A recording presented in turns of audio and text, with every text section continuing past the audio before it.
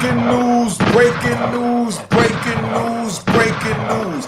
I wanted to find out how the blood started in New York City because when I left and got locked up by the feds for my indictment down in Virginia and along the East Coast, there was no bloods in Harlem and all that, the Bronx running around. And I come home and the bloods is everywhere. I respect the brothers, so I said, let me look into their history and see how they were created. And from doing that, I went on YouTube and I just put in how the blood started in New York, and I found a program that I like this program. Sit back and enjoy this, man. All right.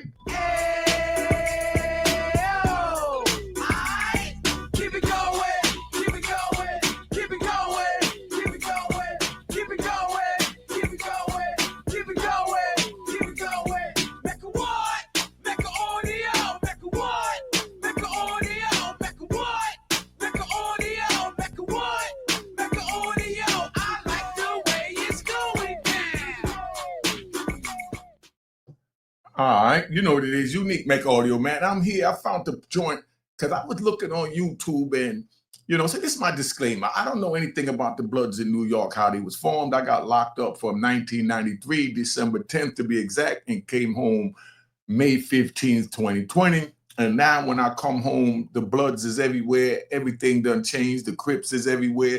There's gangs everywhere. The Territorials uptown. So I'm going to do all the gangs. But first I wanted to do the Bloods because when I put it in, I found this video and this brother is very articulate. So sit back and listen to this. If you got any questions, put it in the comments. All right. My name is Shanduk Mifado, also known as Tribe Gangster. I'm one of the first generation leaders of the Gangster Killer Bloods. This is how crime works. New York is just broken up into pockets and it's diverse. If you're wearing certain colors in certain neighborhoods, it will bring attention to you, especially if you're a young black and brown male. Some of them don't care. They're going to run down. They're going to shoot your block up. They're going to shoot up a party, a barbecue. I've been able to stop people from shooting people because of my life experience, my incarceration experience. Joining the game. See where that goes. The cleanup set. The United Blood Nation is a culmination of several different New York founded sets that came together to create the United Blood Nation. And all right, stop. So what I heard is, and y'all correct me if I'm wrong, because I was in the feds and these are the stories that came in. They said that the United Blood Nation was started from back in 92 on Rikers Island. I think Corey King, from my now, they said Corey King and OG Mac, EKG, EKB, excuse me, EKB. These are things, GKB. I'm just trying to remember this, so just bear with me, y'all. So we're going to play this, and I'm going to learn with y'all, how the Bloods was created. So if any Bloods is watching this, that could be respectful and come up here and enlighten the brothers and sisters so they know the foundation and what the purpose of the Bloods is. Because what we're seeing now is just a lot of violence, and we need to really get the message to the youth what the Bloods is for and was created for. And this brother is going to break down the history of the Bloods. Let me get back. All right. And I was recruited by the UBN on Rikers Island. Rikers Island is one of the biggest county jails in the world. It's not a prison, it's a jail that holds detainees. And Rikers have always had a mixture of New York City. New York Bloods started on Rikers Island and it trickled down to the streets versus some places where it started in the streets into the jails. Now, I'm going to bring Corey King up here if y'all would like, because I want to know, why did the blood start in New York City, in the jails and not on the street? I heard the answers, but I'm going to leave that open for Corey King and whatever other blood that could come up here and be respectable like Corey and enlighten the people. But my question is, and y'all put in the comments, why was the Bloods started on Rikers Island instead of on 8th Avenue, on Pitkin Avenue in Brooklyn, on Fordham Road in the Bronx? Somebody put it in the comments. I was 16 when I first got involved. When I was recruited, it was in the beginning stages. I became one of the people who actually were recruiting in the streets from 94 in and out, where I would be on Rikers, get involved with what's happening in Rikers, and then come home. So All right, pause. So that's where my disclaimer falls in. He's saying from 94, I got locked up December 10th, 1993. So I know nothing about this. And I'm trying to learn. And I'm sure there's a bunch of y'all that want to learn, and some need to learn so they could understand what the Bloods is about. And maybe they could talk to the youth and we could all help the youth move forward. But we have to find out how this began in New York City. When I left, there was no gangs in New York City, no Bloods and no Crips that I know of. And I'm just speaking from my experience, all right, that was on the streets in Harlem, where I was at, in the Bronx, and where I moved, and even in Virginia, North Carolina, and DC. I didn't know nothing about no Bloods in these places on the East Coast, and now it's flooded. So I said, let me look into how it began. So I was known as one of the first Bloods in the streets of New York as well. New York recruitment, I've never known personally from my experience where a recruitment called for you to get in the car and do a drive-by and just shoot up a block. Recruitment in New York City is definitely different from recruitment in LA and other states. You definitely have to have witnesses there. That's your oath being said in front of leadership, and you have to recite it in front of whoever the witnesses are. When G-Shine came up. All right, Paul. So let's get that right. So he's saying that when you go out and you put your mission in and become a Blood, somebody of rank can have to be with you to witness that it happened, and you didn't go there and chicken out. Because if they would have sent somebody that was also scared, they could have came back with the plot that, yeah, he bust his gun and he did this and that, and ain't nothing happened. So they have somebody reputable go. I like that. Let's keep it moving. About GKB came about, it had a reason under the United Blood Nation. And the reason was the cleanup set. And the cleanup set job was to make sure that any set under United Blood Nation was following the rules, regulations, and protocol. Yo, that's deep. That's what you call structure.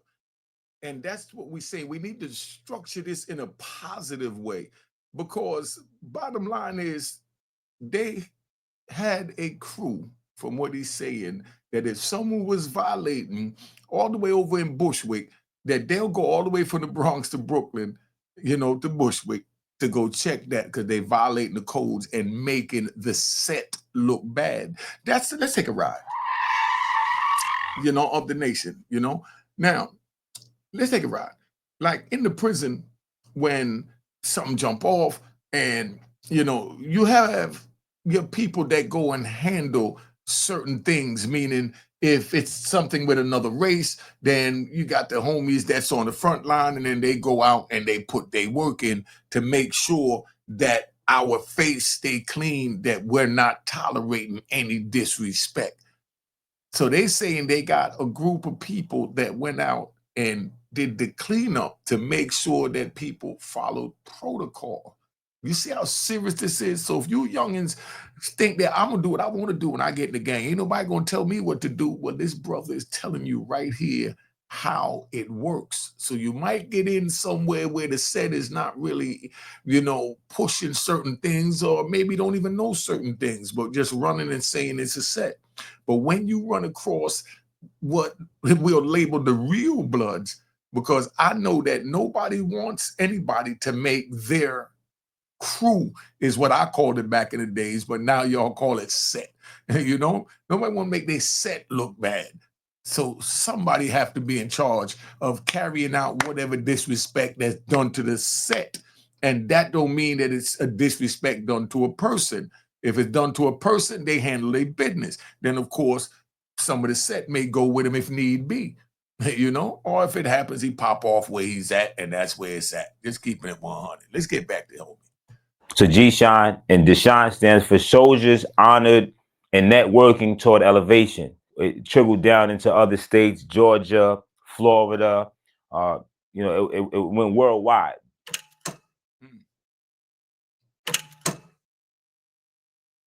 The main projects in Brooklyn, New York that G-Shine operated out of is Albany Projects. We used to have mass meetings in St. John's Park, hundreds of bloods just coming out there daily, weekly, building, meeting, relaxing. New York, the boroughs have different energies. Brooklyn is known for something, Queens, Bronx, Harlem. And then you had a lot of West Indians that were living in East Flatbush and were known for being Crips. It really also had to do with the individuals that were the original leaders that actually came out of jail, that went into those boroughs, that really grew those sets in those boroughs. So you got sets like 183rd, which people know is in a certain neighborhood, right? When I speak about Soundview, right, you know Soundview bloods were a different type of bloods. So that's how. So let me say this, right? I like that. See, remember that Kobe ride? Remember the movie Merc and Me? I think it was at the end of the movie, or maybe it was La Vida Loca. You know, it's one of the gang movies from California with the Hispanic gang. And when at the end they broke them up in the the state prison system and sent them all over the United States to break them up because they was too strong. And the last thing they told them when they ended the show was that when they send them over, that they would take their teachings with them and they'll be even bigger because now they're spreading the word. So don't worry about not moving there together. All right. New York is around gangs and sets. I believe the projects in New York definitely leads to gun violence, leads to gang violence, leads to gang recruitment, lack of resources, broken families, fatherless families because of welfare, and over policing. There's a lot of historical issues when you growing up in nicer developments in New York. Young people today don't understand why this neighborhood, this project's got to be with this project. I'm from Wyckoff, Gowanus is down the block, and there was a time where they had beef, and there was a block that separated them. I was the catalyst to be able to stop Wyckoff and Gowanus from beefing. That's one of the main things about nicer developments is that the generational beef then trickled into the gangs. Oh, that was deep. Did you hear what he said? He said the generational beefs from the projects trickled into gangs. That's how the gangs is created in the projects from the generational beefs, meaning somebody took somebody's sneakers or chain over here in this projects and they went to war with them for taking something from their projects, from anyone from their projects. And then that went on, and being that the families is staying in this nicer in development, that the beefs go on to their kids because the parents wasn't talking and the kids is there and listen to the parents saying we don't mess with them over there. So as they grow up, that get instilled in them not to. This is deep. I like this joint here. And then you're talking about the drugs, right? So now, if I'm on this block and I'm selling drugs and your project is right there, I might feel like you taking money from me, and that might create a problem as well. Now, back in the days, right? We talking about chapter 3 with money. You like the ride, and right now this is for the rap bastards and flip flop wearing and public trolls, because y'all ain't about getting no money. You just about trying to stop a black man's money, whether it's on YouTube or it's in the rap mogul game. But we ain't going for none of that. Now, if somebody sat there and started selling drugs in front of a building that, I'm running back in the days, we went out there with our pistol, we handled our business, and we got them out of there because this is our money, our building, and don't come to the building next to our building and all this because we're going to go to shooting again. All right, so now he's going to talk about how the sets handle it. Let's go. All right, she was pregnant. If you are affiliated and somebody in your gang is selling drugs and you happen to be outside with them and they happen to be watching and they take a picture of y'all outside, that's how they get a lot of gang members in RICO cases just off of conspiracy. You had a Now, what he's saying with that is to speed it up just so you understand. Just like you got guys making these rap videos, they out there, they might not even be about it, or they might be about it, but they got all these other people around them And a few of them is not about it, but they there. And when they see these rap videos and they take these still shots of the videos and they see these people there, they even gonna see the people that's not about it, that's just out there to enjoy the music, but they'll rope them in and say that they was now about it.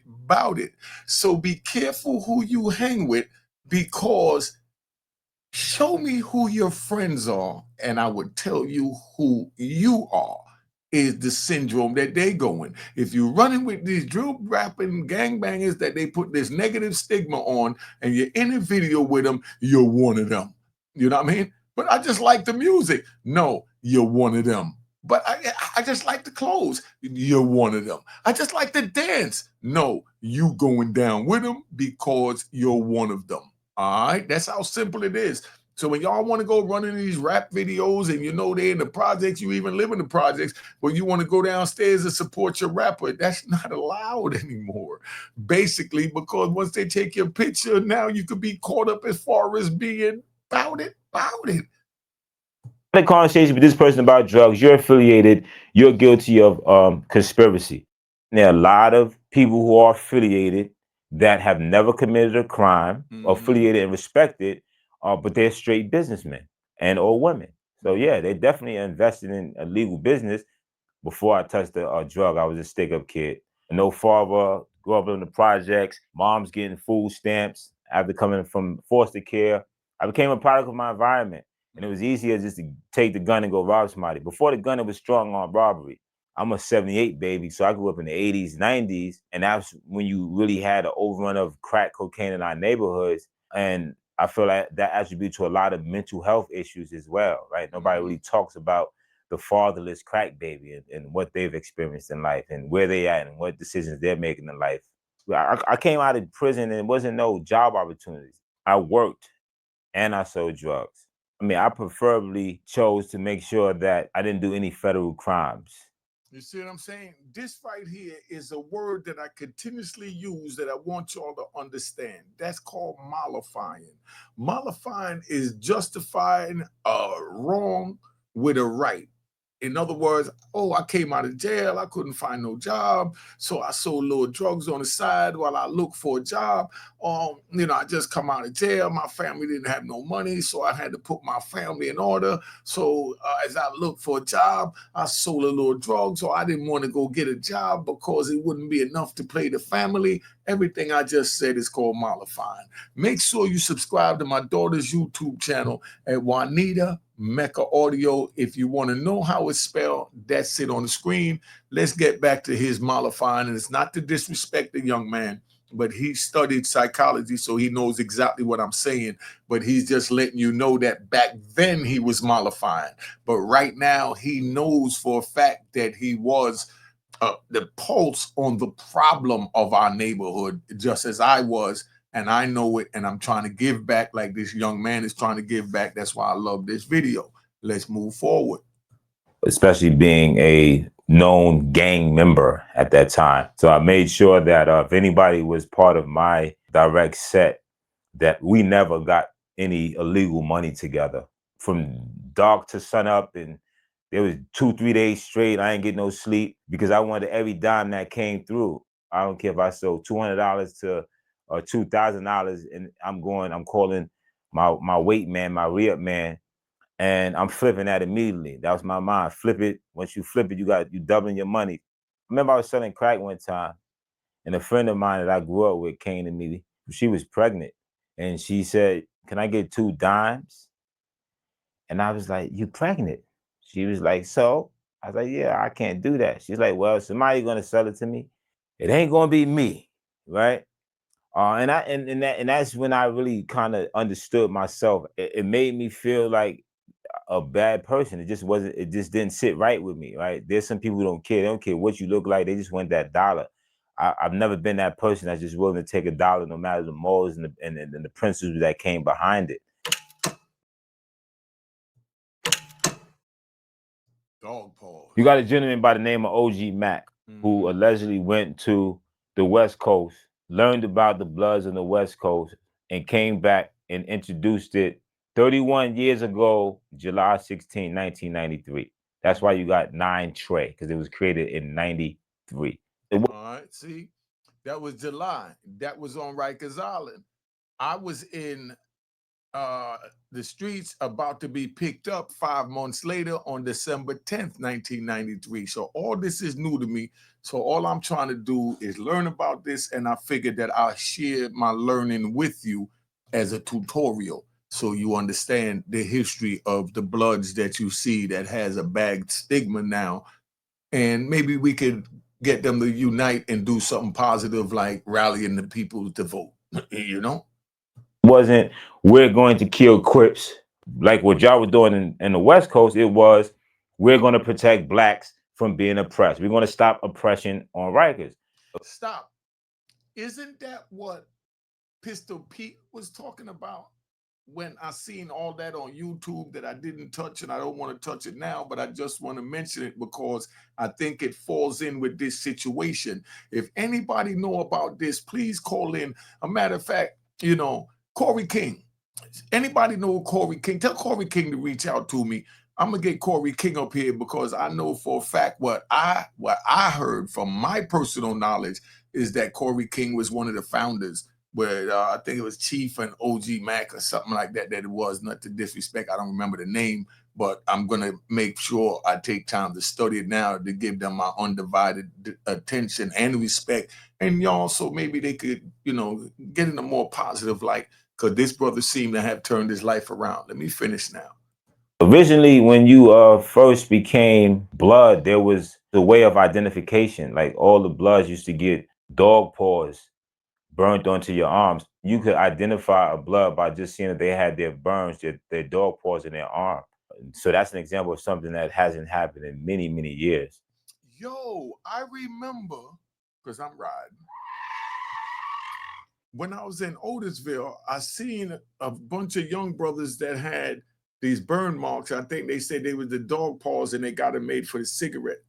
They got it made. It was a cigarette that they actually imagine being burnt with a cigarette in the shape of a dog paw. Y'all ready for that? That was them showing their loyalty. Imagine someone asking you to show your loyalty by let me take this cigarette and burn this dog paw in your forearm. Would you do it?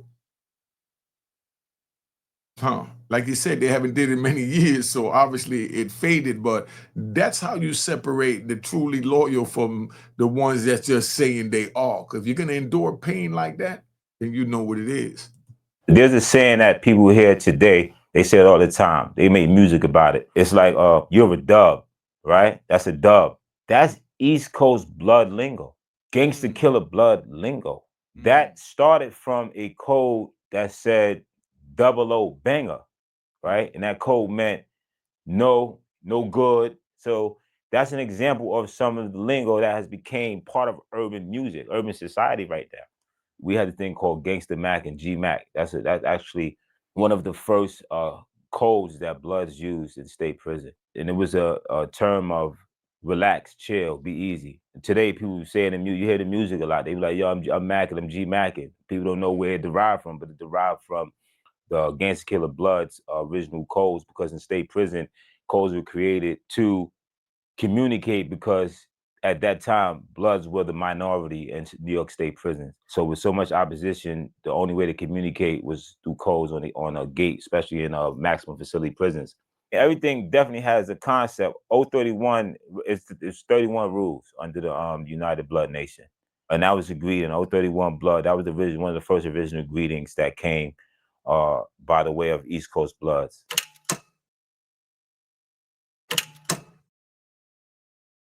Gang culture definitely became more popular through music, like Boys in the Hood, right? That was actually gang culture. And you pay attention, you see Ricky getting shot, and you see the homies in the red car, and that was gang culture. Snoop promoted the heck out of gang culture. He was at the Super Bowl, crip walking. He's accepted, right? Gang culture. I give it to Jim Jones for the New York level of notoriety on the music level. Nobody did it like him in Dipset. Everybody knew Dipset was blood. And Dipset was one of the major labels out of New York City, pushed great music that everybody was rocking to. And it's stuff like that that made a lot of people want to become non-Trey. When you understand the cooks, the crews, and everything else that's happening, you understand the music, you understand what's causing, you understand drill music. That's one of the main catalysts for the driving of violence in New York City right now. The music is something that they're now starting to utilize to talk about opposition, because now people want views based off of YouTube and everything else. So the violence definitely has went up based on the last few years of what music has been offering to our community. Isn't he very articulate?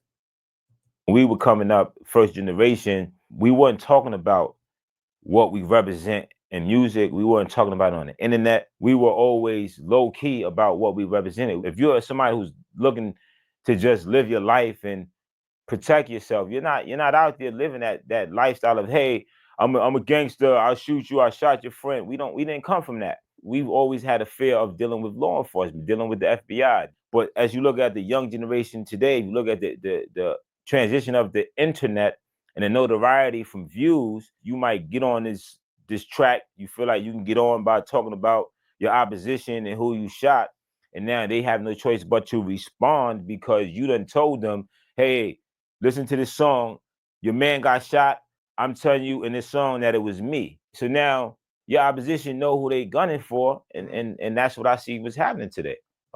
Yo, that was deep. That was deep. Dude shoot somebody, go on a record and say, "Yeah, I shot your man. What you gonna do about it?" So it's forcing him to have to respond, whether it's physically with the pistol, or he gonna ride out, or he just gonna say, "I."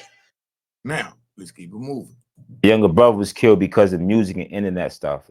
It was all over the news. It's a rapper by the name of Troy Ave. Got into a beef with a podcaster by the name of Tax Stone.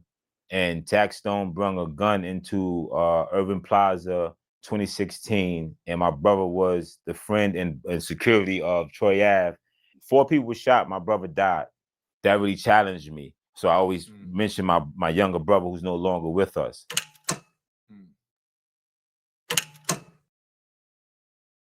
Gang violence in the recent years have definitely increased in New York. Gang wars are different for us in New York. Our wars started inside of jail.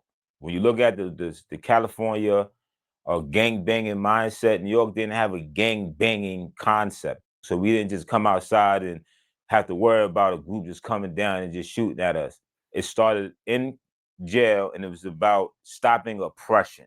So now what trickled in the streets came because you See, whoa. He said stopping oppression. So if he's saying stopping oppression, oppression from who? I think that falls back on the Pistol Pete, controversy we had back then. I just wanted to point that out because maybe I'll bring Pistol Pete up here and we'll talk about it. I did Dog in the Yard with him, so I definitely wanted to, hear his opinion. That's why certain things I don't respond to because a lot of it be YouTube stuff. And I know these brothers are men, so I'm not gonna let a YouTuber tell me about a man. That's like a rat telling you about a man. You just don't listen. Let's go.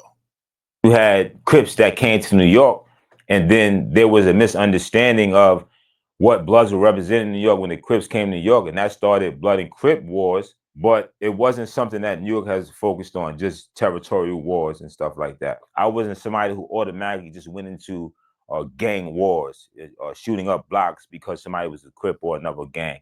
You might have heard of Woos and Chos, and rest in peace to Pop Smoke. He's one of the most famous Woos, right?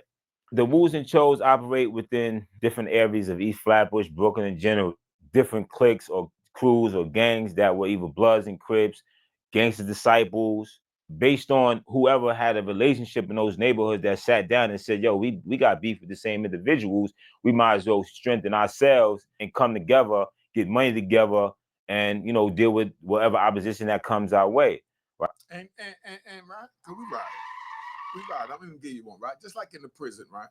The white dudes aligned themselves with the Latinos, meaning the Mexican gangs in California, and the Mexican gangs lined themselves with the white dudes in California to strengthen the numbers. The Mexicans in California is already huge, put their work in, but the white dudes is just a handful in any jail you go in, but they always roll with the Mexicans, and the Mexicans hold them down.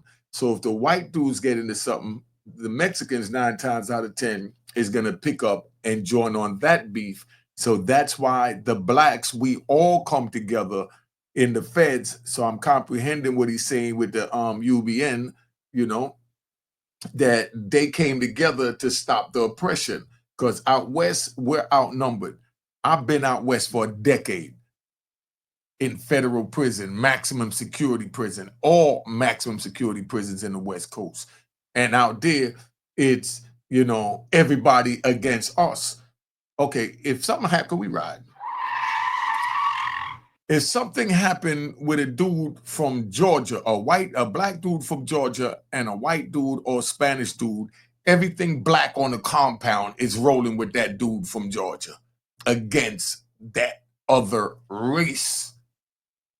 That means the Bloods, the Crips, the GDs, the Vice Lords, or everybody that you could consider ops because we're black and we was opping on the street or opping in jail. When it comes to a race joint, you have to get involved, because if you don't get involved, you're gonna get hit, because they're gonna take it that you're black, so you down, you're supposed to be down. If you're a clown, you scared, we're gonna step you anyway, because you just another bloodshed on our blade.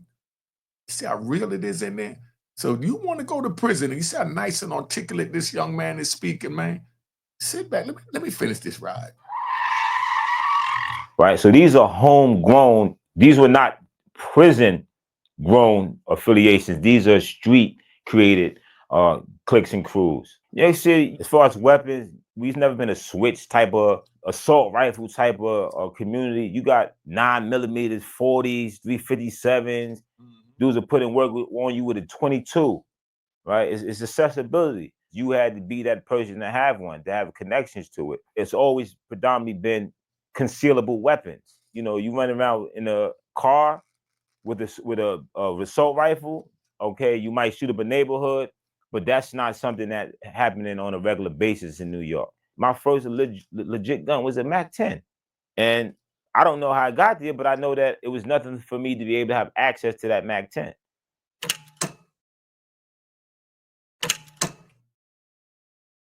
There's always been a structure in New York Bloods, the United Blood Nation, and even the sets that have branched off to create their own banners, that also always has structure, high respect for leadership, and following rules, regulations, and protocol.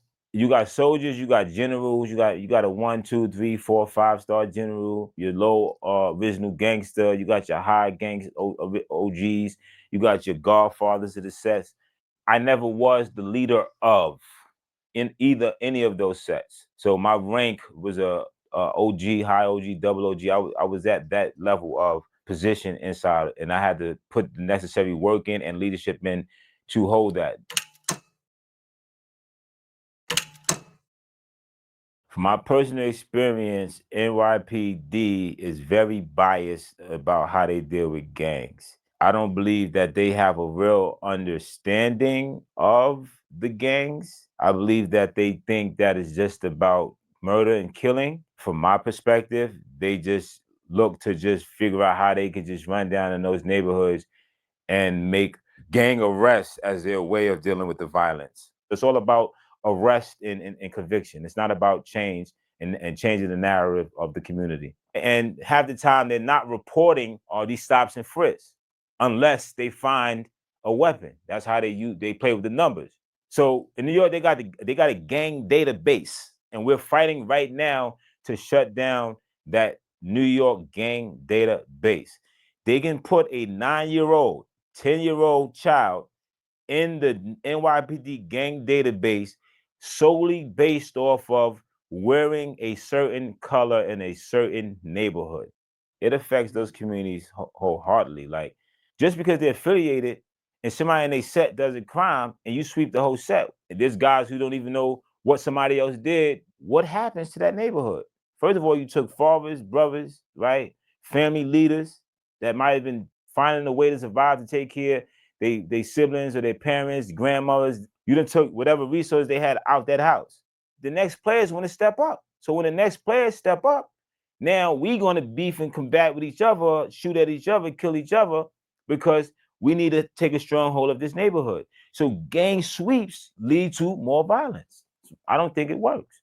I ran for borough president in Brooklyn, New York in 2021. I actually ran as an independent candidate. I'll definitely be able to make changes around public safety because I'm somebody who understands the full context of the gang mindset and the lifestyle. Yo, I like this dude. If anybody know this dude, tell him to contact me, man. This dude is very intelligent, is very articulate, and I respect that he's trying to make a change instead of you rat bastards and flip-flop weird and public trolls that just sit back and look to make a comment to say something wrong. I'm learning, my people is learning. If you got anything to say, be respectful, or I'm giving you 3 seconds to tap off my channel.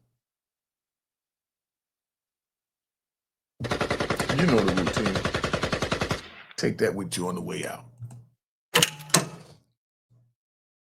The first time walking to Rikers Island, I remember I was very, very young, of course, 16, and I got beat up by the correctional officers my first time in Rikers. They beat me right on up and took me to my housing area. I had a black eye and everything.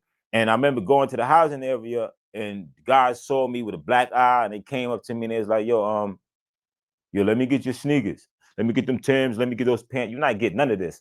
So they're like, you a tough guy. When we come, everybody turned me, you're always a tough guy. But I fell victim to everything that was there. This is jail. The mindset is like this. I'm a survivor, and I'm gonna give y'all all the negative energy that you have for me. I'm gonna give it to y'all before you give it to me. So that was my mindset. Then it was just back and forth. That every time I went back and forth, I ordered. Let me say that. I'm gonna take you on the ride. I'm gonna use Lou Sims for a minute, and I think I'm gonna do the video later on today or early tomorrow with the interview with Prince from the Supreme Team and Lou Sims. Lou Sims spoke on that, saying that when he went to prison, that he's not gonna say that it changed him, but it brought a different side of him out. Because on the street, no matter what they said, we know he put his work in. You know what I mean? We ain't even gonna play with that, right? We know he put his work in, but at the same time, he's a comedian. You know what I mean? He tells the craziest jokes, some funny, some not, but that's just Lou. Everybody knows that. But when he got into prison, it brought out another side of him where he got more serious.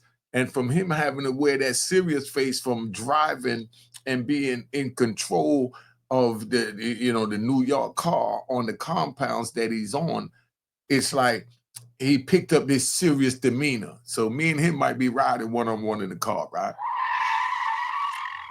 And he's sitting there, he's looking all serious. He got his chest out, and he's sitting there, and I'm like, yo, what's up? And he's like, no, ain't nothing. I'm like, dude, loosen up. And he's like, no, I am loose. I'm like, nah, dog. That's the Lou they created. I want the Lou that we know that's always telling jokes, whether funny or not funny. And be like, oh, you got jokes. I said, hell yeah, and then we start laughing, and he go back to being Lou.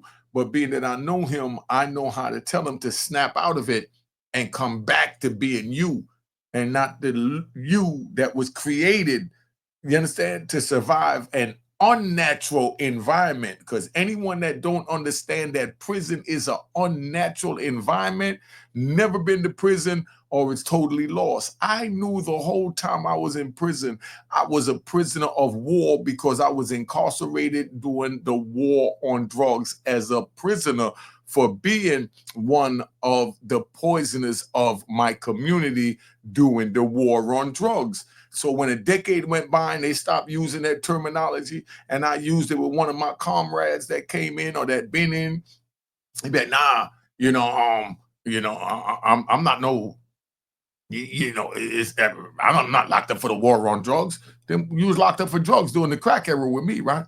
Yeah. Well, I'm not, dude. Bottom line, they're changing the narrative, but look at the facts and the reality. They took us off the street by telling the community that we poisoned them and we was the enemy of the United States of America. That's why our indictment said Waynesburg Unique Hall versus United States of America. That means they had the power of all 52 states, just like what Diddy's going through right now. Sean P. Diddy Combs, Love Combs, whatever the hell you want to call them.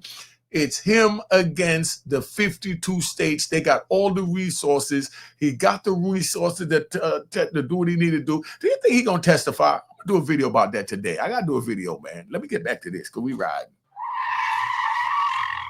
Automatically started to gain control. Somebody had to run the house. That was me, right? And it just became who I was. Every time I went to jail, I'm taking over this house. I'm taking over the phone, right? I'm running the situation. And that's what it was. How do you make money in prison is getting drugs inside the jail. You might have people in state prison that was doing heroin, but Rikers is definitely known for weed. You had COs that would bring weed. Back then, you could get a visit and you have girls bringing you weed. You don't have cash on Rikers. As long as you have commissary food items, that's money in there. So you take some weed, you sell somebody $25 worth of weed, and they'll give you $25 in commissary or send that money out to the streets. I reflect on my prison time as education, as school. I've come to the terms of understanding that no life is the same. We're all going to go through something that's going to help define who we are. And it didn't rehabilitate me. I had to rehabilitate myself. As the adolescent mind is different. So as that prefrontal cortex shifted and I started understanding life and who I really was, I changed my mindset. So I reflect on it based on the work that I've been doing, that it was for me to experience that so that I could be who I am, to be able to help make change, right? Experience is the best teacher.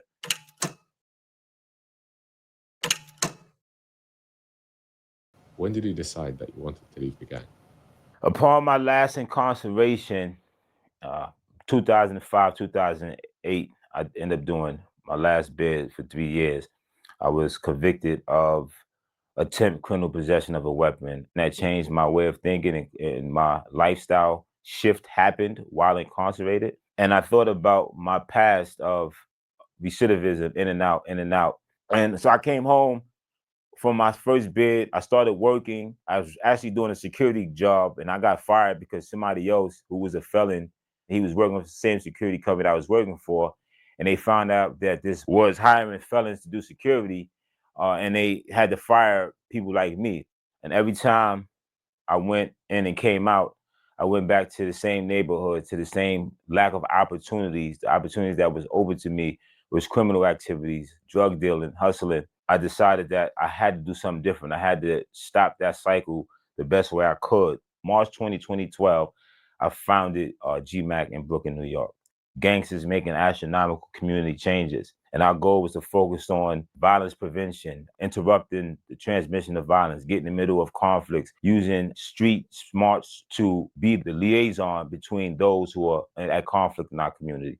GMAC was credited for a 30% decrease in gun violence in the neighborhood in East Flatbush, Brooklyn, that we were providing these services to.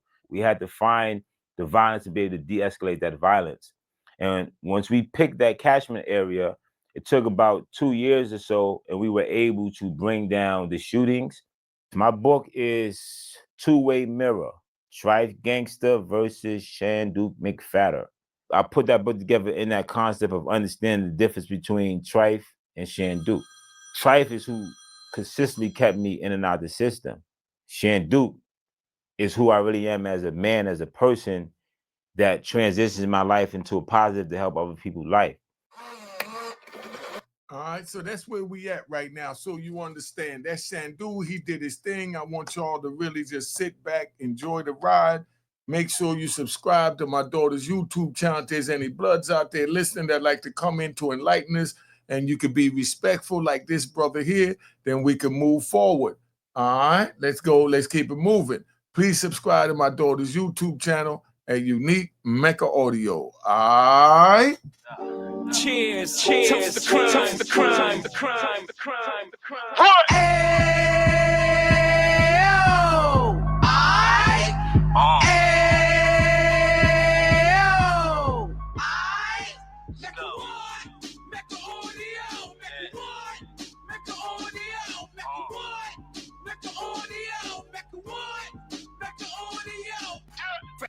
fresh out the can of 26. He back on the strip, getting back in the mix. What he mentions a gift. You stand up 10 toes down, and I suggest you pay attention to this.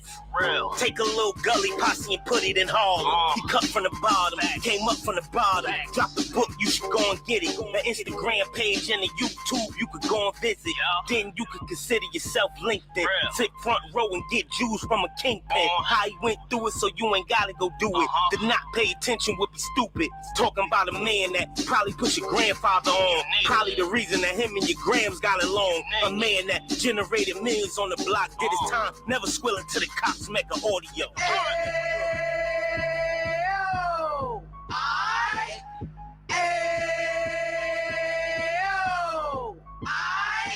Mecca what? Mecca audio. Mecca what? Mecca audio. Mecca what? Mecca audio. Mecca what? Mecca audio. And we gon' do it like. We gon' do it like. We keep it moving like. We gotta do it like.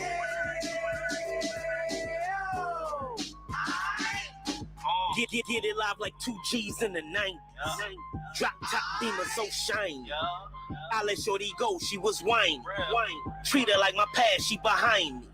Spin a couple bands on the dapper Dan. You be back again, getting green like a Packers fan. No cap, it's a raw in uptown. Baby horn uptown, Dominican bust downs. Now we on the positive, we got a lot to give. Now he trying to stop the kids from being inoperative. So take heed, homie, lend a ear. He started in uptown, he gon' finish dead. But now it ain't about selling drugs, buying cars. It's about buying property to make the community ours, so we can give back to the. Cheers, cheers, the crime, the crime, the crime, the crime, the crime.